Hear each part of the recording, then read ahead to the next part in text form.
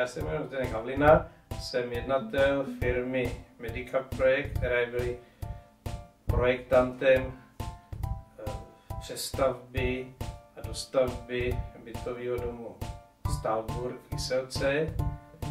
Už kdysi teda v těch 90. letech před minulého století, 1893-4, byl postaven jako bytový dům pro 7 rodin.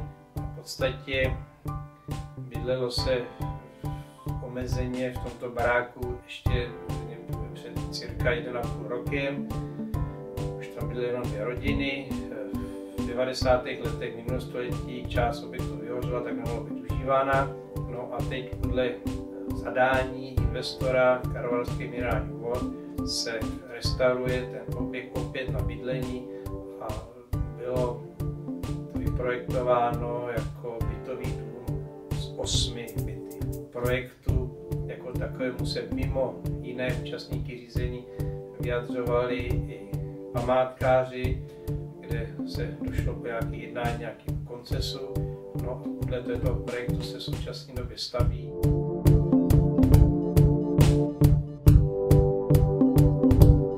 Takže vítám vás na stavbě Stahlburg.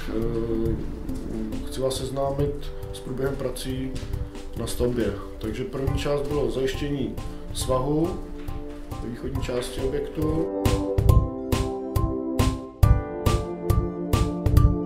Potom hned jsme nastoupili na bourací práce. Bourání části krovu, to je jedna polovina, která byla vyhořela, která se dle projektu měla zbourat. Bourání stropů nad druhým patrem a vyklizení celého objektu, vybourání všech příček, všech zařizovacích předmětů a odvoz všeho možného, všechny suti na skládku.